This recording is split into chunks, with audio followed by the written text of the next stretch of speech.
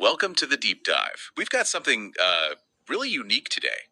Quite intense, actually. Definitely different. Our source material isn't your usual research papers. No, this time we're diving into excerpts from Battle Rap. Specifically, 4 battle raps of Delshaun Knight. It's quite a shift, yeah. Moving from straightforward analysis to looking at language as, well, combat. High-stakes verbal combat. Exactly. And we need to say this up front. Battle Rap.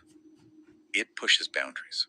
A lot. Mm-hmm. The language in these sources, you'll find it's often extremely graphic, really aggressive, sometimes offensive or sensitive stuff. Absolutely. So our mission here, just to be clear, is to analyze and unpack what's in these lyrics, to understand the style, the themes, the dynamics of these specific battles. We're looking at Delshaun Knight versus 4 different opponents, just exploring what the text itself presents neutrally. Right. We're reporting on what's there. Right. The opponents mentioned in the sources are A.F. Malloy, Rayshawn Kano, Splitswigs, Modoc. Okay. Mark Anthony Rockymore, and Miroslav. And each one seems to bring a totally different style to the table, which is interesting. It lets us see how Delshaun reacts, how he adapts or doesn't adapt. Exactly. So for you listening, this is about seeing how language gets pushed to these extremes, how different verbal styles clash, and what these sources seem to suggest about how you even win in this kind of context. It's a look at language used for sheer impact, really. Shock, dominance. It's strategic. Okay, so let's unpack this. Let's jump right into that first battle presented. Delshaun versus A.F. Malloy. Okay. So Malloy kicks things off. The source shows him referencing things like old school raps. Right, familiar ground. Using imagery like lethal weapon, a crazy person, and then this line about disposing into 1,000 broken hearses. Kind of standard battle metaphors, maybe. Yeah, it sets a certain conventional battle tone. Nothing too out there initially. But Delshaun, right away, he zeroes in on Malloy's writing. He calls the rhyme whack, which means bad or poor quality in that world, and just says flat out it makes no sense. He doesn't just disagree, he dismisses the skill entirely. Yeah, and he quotes Malloy and hits back hard. You sound retarded, shit is pathetic, you worthless synthetic. And yeah, the source uses synthetic, could be deliberate, maybe a typo, maybe a play on synthetic. Who knows? That's a common tactic, attacking the opponent's skill, but this feels very personal, very demeaning straight out of the gate. And then Delshaun launches into what we quickly see is his signature style in these sources.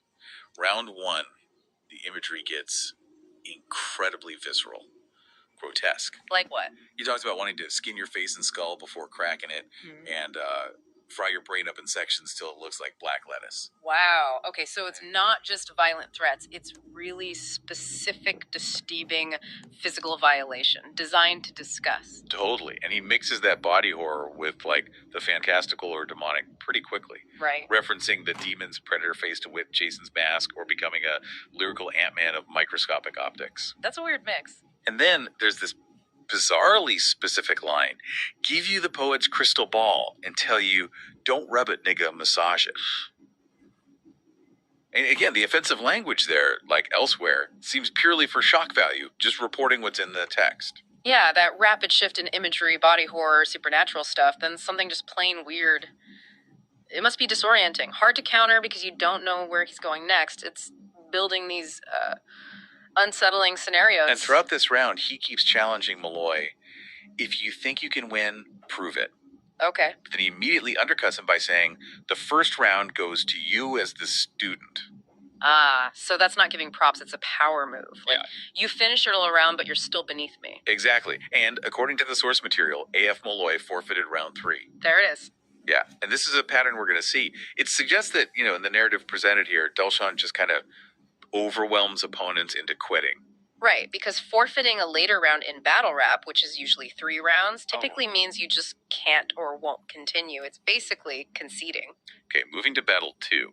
Delshaun versus Rayshawn Kano, Splitswigs, Modoc. All right. Rayshawn opens with very direct, violent threats. Stuff like cut him, gut him, and scalp him. Claims he'll demolish a continent. Also drops a reference to Chief Keef. Okay, so more grounded, maybe. Street-level aggression, pop culture tie-in. Trying to establish that kind of credibility. But again, Delshaun immediately attacks the structure or maybe the perceived hypocrisy. He points out a contradiction. You said, fuck dropping bars in comments, but you still thought of those whack bars and posted that garbage shit.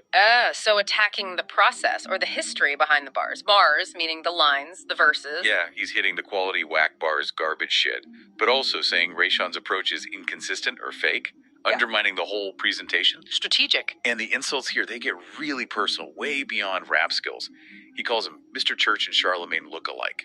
Says he looks like a coward, would run for your life from an ostrich. An ostrich. And includes this really sensitive accusation about crying to your daddy in bed, telling him to stop hurting you. Wow. That's designed to just break someone's composure, true or not. Make it personal, hostile. Yeah, and he even throws in an absurd comparison, looking like Franklin, trying to be a Ninja Turtle. Just all over the place, but relentlessly attacking. So how does Rayshawn respond in round 2? Does he try to match that? He tries a different angle, actually. He calls Delshaun's lines rubble, uses metaphors to paint himself as more artistic in Van Gogh, versus Delshaun being just a Rambo enactment. Uses terms like biodegradable, inflatable. Interesting. So Rayshawn tries to shift the battleground, make it about artistry, sophistication, framing Delshaun's style as kind of disposable or shallow. Here's where it gets really wild. Delshaun's round 2 response. It's not just a counter, it's an absolute avalanche of grotesque body horror, way beyond the Malloy battle. Okay, buckle up. The source lists this incredible sequence. Suck out your intestines. Mercury, hydrochloride injection, forcing him to sniff up the water bug's feces and piss, breathing a toxic, acidic, sulfuric mist, causing cysts, maggots appearing on wrists, describing golf ball-sized tumors with eyes of a fish, the teeth of an ogre, and have faces like shrimps. This is relentless. Making him vomit up pieces of roaches, shoving his face in a liquid nitrogen mix. It just goes on. That list, it's designed to be overwhelming. Pure psychological distress. It's not just violence, it's creating this vivid, repellent imagery that's just hard to even process, let alone counter with a clever rhyme. Pushing language to be purely repulsive. Exactly. And amidst all that, he throws in claims like, Delshaun is too nice, without sense. It's all just hype. Yeah. Brings in more horror icons. Jason Voorhees your face, and Freddy Krueger your skin. Doubling down on the horror theme. And then makes these explicit demands for surrender. Surrender your pencil and pen. Cut off your hands. Whoa, surrender your pencil and pen. That's significant. It's like, give up the tools of your craft. Admit defeat as a writer, a rapper. He's trying to strip away that identity. And maybe unsurprisingly, after that round, the source says Rayshawn Modoc forfeited round 3. Yeah, you can see how that level of sheer graphic onslaught might just shut someone down. No effective response seems possible. All right, battle 3 in the sources. A very different opponent. Mark Anthony Rockymore.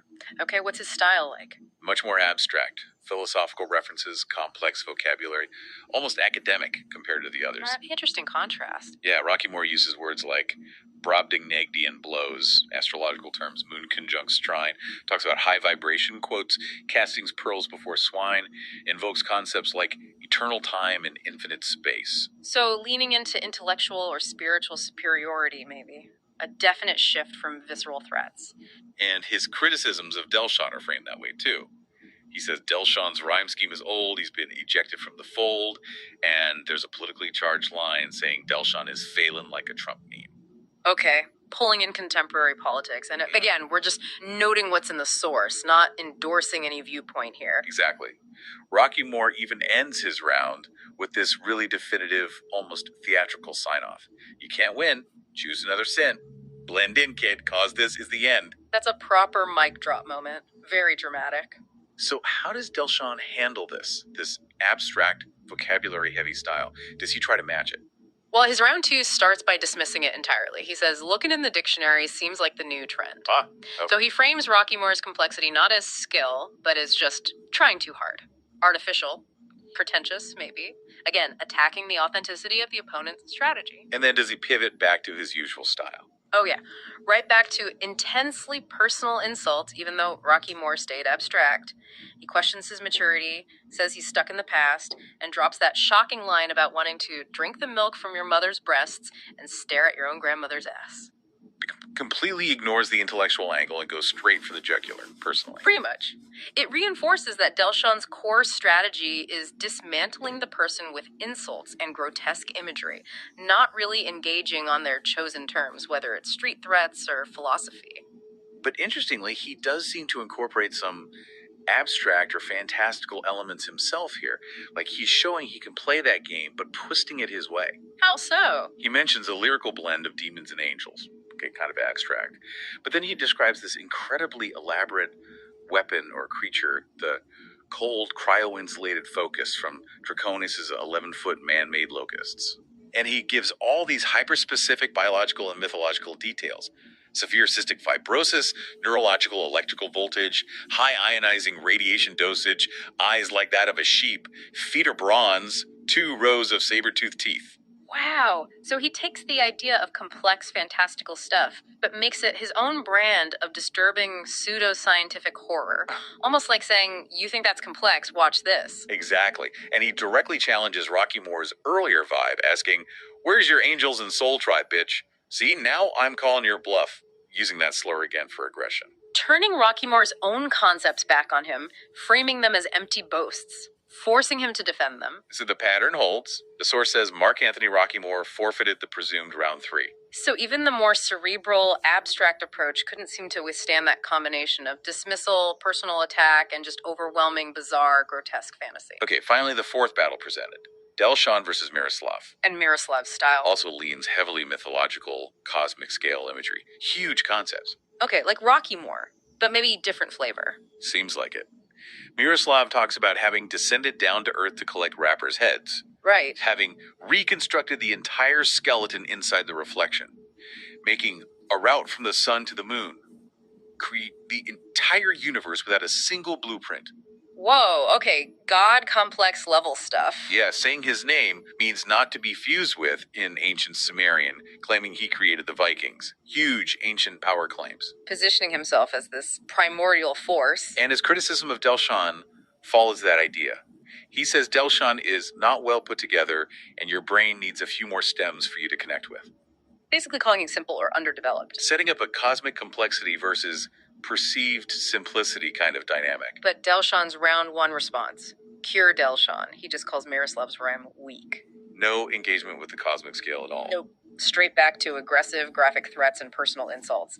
Putting his face to the dirt, making his eardrums burst, claiming he'll die from the sun on the beach, and his grandmother hits you with her purse.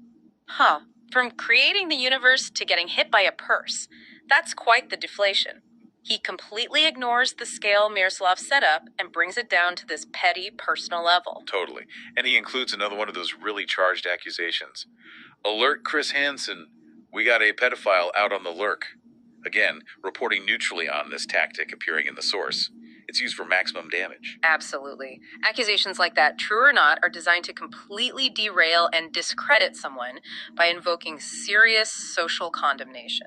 Purely shock and damage. And Delshaun throws in boasts like being master of the Rhine with tremendous infinite strength. Right, the constant assertion of his own power, countering Miroslav's cosmic claims with his own, perhaps more immediate sense of infinite strength. So, Miroslav's round 2. Does he stick to his guns?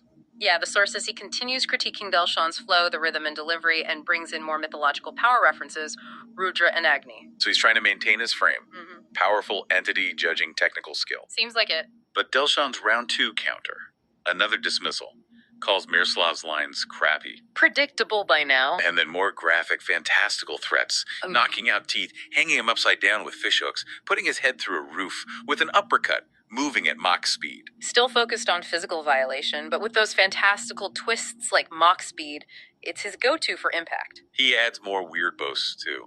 Black Panther armored skin, poetic aphrodisiacs or sexual arousers, creator from a crater in Grenada. Okay, just layering on these strange, powerful images. And here's something interesting. He actually admits to messing up. Accidentally, I deleted my rhyme, raging inside.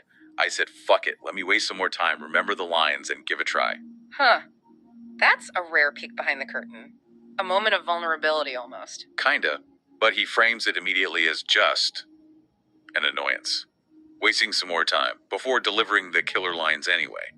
It still maintains that persona of effortless dominance, even while admitting a mistake. Yeah, controls the narrative even around an error. Keeps the pressure on. And according to the source, Miroslav also forfeited round 3. The pattern completes. 4 battles, 4 forfeitures in the final round as presented. So, okay. We've looked at these 4 clashes. Yeah. Delshaun against Malloy's conventional style, Modoc's street threats, Rocky Moore's abstract philosophy, Miroslav's cosmic mythology.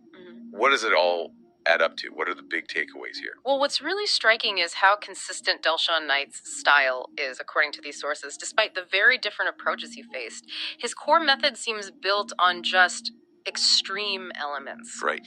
Extreme graphic violence, intense body horror, constantly bringing in demons, the supernatural, overwhelming power. It's not just trash talk, it's painting these deeply disturbing, memorable pictures. Yeah, it seems less about clever wordplay in the traditional sense and more about just sensory and psychological overload. Exactly. And paired with that is the constant use of direct, often really personal insults, stuff that often seems completely unrelated to rap skill, just designed to demean, provoke, get under the skin. And he always attacks the writing quality too, right? Whack. Makes no sense. Crappy. Yes. That's key. Despite the chaos of his own imagery, he consistently positions himself as the ultimate judge of lyrical quality. It's a subtle way of claiming authority. And the sources do show intricate rhymes and wordplay within that aggressive style. It's not just random shouting. There's technique there. Oh, absolutely. The technical skill is undeniable, even if the content is shocking. It's what gives the disturbing stuff its punch. And underneath it all is this relentless assertion of his own superiority, his own inevitable win. He's constantly narrating his dominance. Which brings us to that pattern of forfeiture. All 4 sources show the opponent quitting before the final round, often after Delshaun predicts it. What does that structure as presented tell us about these battles? It strongly suggests that, in the narrative these sources create, Delshaun's specific mix, the graphic horror, the personal attacks, the technical skill, the sheer confidence it's strategically effective at breaking opponents down, demoralizing them. So the goal isn't just to out-rap them, maybe. It seems like the goal is to use language as such a potent weapon that the opponent just shuts down, becomes unable or unwilling to continue. So his victory isn't just about winning points. It's presented as achieving dominance by making the other guy collapse, verbally speaking. So bigger picture. These sources give us this window into a really extreme, stylized kind of verbal combat. Language pushed to its absolute limits, used for psychological warfare, for asserting power. It feels very different from a debate or even other kinds of rap performance. Which leads to a really interesting question. What is the strategic purpose of all that elaborate, shocking, fantastical imagery? Is it just shock value? Or does the sheer overwhelming detail and weirdness actually function to break down an opponent who's trying to think of a coherent response under pressure? And for you, the listener, the learner, looking at these sources, you really see how language can be deployed in these very specific high-pressure contexts. You see how different styles clash, and how, at least in the world depicted here, a win can come from sheer verbal force, leading to the opponent just withdrawing. So that was our deep dive into these excerpts from 4 battle raps of Delshaun Knight. Pretty intense stuff. Definitely. We saw that consistent thread, the aggressive, graphic, often fantastical lyrics from Delshaun. We saw the different styles he faced according to the sources, and that really striking pattern of forfeitures ending each battle in this collection. Yeah, it's a powerful look at how language can be used not just to communicate ideas, but to really confront, dominate, overwhelm someone. And it leaves you with a thought, maybe. Consider what that level of linguistic intensity and that pattern of opponent withdrawal depicted in the sources tells you about power and dominance in a specific kind of competition. Does managing to outlast your opponent maybe by being the most unsettling, the most demoralizing, does that make you the better poet or performer in this context? Or is it measuring something else entirely, something for you to think about?